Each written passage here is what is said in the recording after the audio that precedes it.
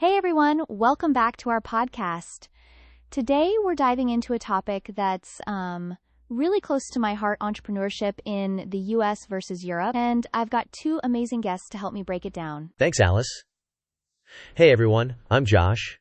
I've launched a couple of startups stateside, and I'm super excited to chat about how things roll here in the US. Hello, and I'm Thomas. I'm over from Europe, involved in the startup ecosystem here, and it's always interesting to compare how we do things on this side of the pond. Great to have you both. So let's kick things off. Josh, what do you think sets the US apart when it comes to entrepreneurship? Well, the US has this, really strong culture of risk-taking. People here aren't afraid to fail, and I think that's huge. There's just this belief that you can always bounce back. That's a great point, Josh. In Europe, I notice there's often more caution.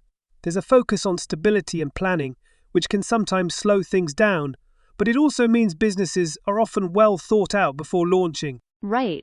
It's like two different philosophies. Josh, have you ever had a moment where that risk-taking culture really shaped your business? Oh, for sure. There was this time when I pivoted my company entirely because I felt like the market was shifting. It was a gutsy move, but it paid off in the end. Investors here are pretty open to those bold moves. That's quite inspiring. In Europe, we'd likely do countless feasibility studies before making such a pivot. It sometimes feels like we're more methodical, which has its benefits too, in reducing failure rates. Exactly, and that's not necessarily a bad thing. I've seen some European startups come over here and they're super polished and ready to tackle the market, which is impressive. It's interesting how those differences can actually complement each other. Thomas, have you seen any European startups that have adopted a more American approach? Absolutely, Alice. There's a growing trend of European startups trying to capture that American spirit, like moving faster and being more open to change.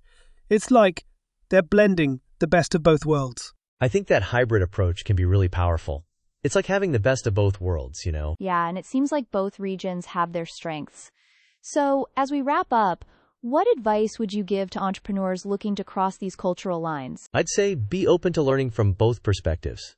If you're in the US, maybe try to adopt some of that European meticulousness, and vice versa. And from my side, I think it's crucial to understand and respect the cultural context you're entering. Each market has its quirks, and acknowledging them can be your biggest asset.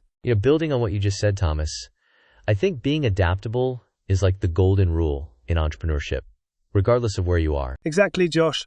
And speaking of adaptability, it reminds me of how European startups are increasingly embracing agile methodologies, which used to be more of a US thing. Right, and isn't it fascinating how these methodologies can transcend borders? It's like, once the innovation door is open, everyone wants to walk through it. Yeah, and it's interesting because it kind of turns into this melting pot of ideas.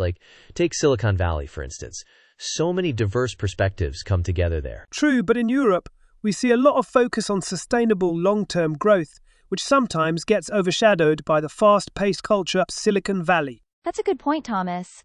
So, how do you think entrepreneurs can balance that need for speed with sustainability? Well, I think it's about setting clear priorities and timelines. It's like running a sprint versus a marathon. You need to know when to go all out and when to pace yourself. And from my experience, it's also about having a strong support network. In Europe, we have a robust ecosystem of mentors and advisors who help keep things grounded. That's really interesting. Do you think the concept of mentorship differs significantly between the US and Europe? That's a great question. I'd say in the US, mentorship often has a more informal vibe. You might just grab coffee and brainstorm ideas. Whereas in Europe, it can be a bit more structured.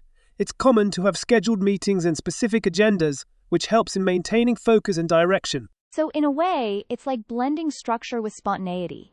That could be a powerful combination for entrepreneurs looking to expand globally. Exactly, Alice. And as we've been saying, learning from both sides can really give you an edge. Yes, and going back to your point earlier, Alice, about crossing cultural lines, it's crucial not just to learn, but also to adapt those learnings to your unique circumstances. Right, and as we wrap up, any final thoughts or advice for our listeners trying to navigate these complex entrepreneurial landscapes? I'd say keep your eyes and ears open. There's so much to learn from every interaction, whether you're in a boardroom in New York or a cafe in Paris. And from my side, I'd advise staying true to your core values, but don't be afraid to adjust your strategies as needed. Flexibility can be your greatest strength. Thank you both for these insightful perspectives. It's been a fantastic discussion on the US versus European entrepreneurial scene.